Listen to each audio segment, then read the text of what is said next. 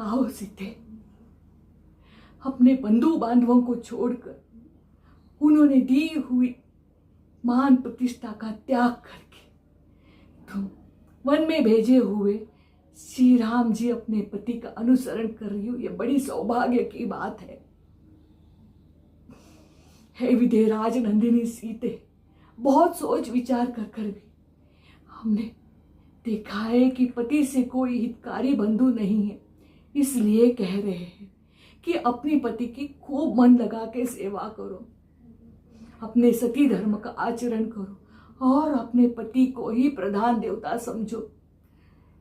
इसका अनुसरण करके ही उस स्वामी की सहधर्मचरणी बनो।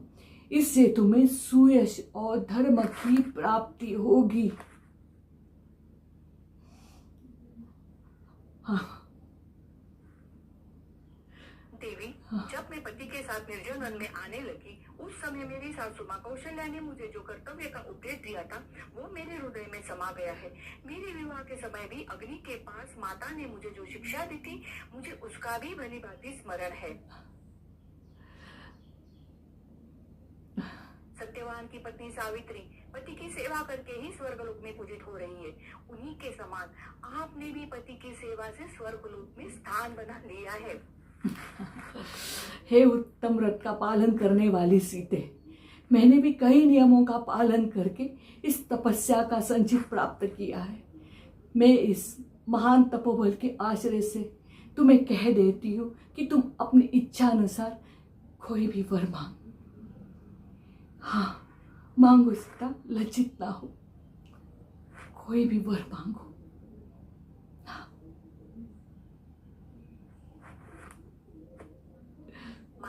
आपने अपने वचनों द्वारा ही मेरा सारा प्रिय कार्य कर दिया है।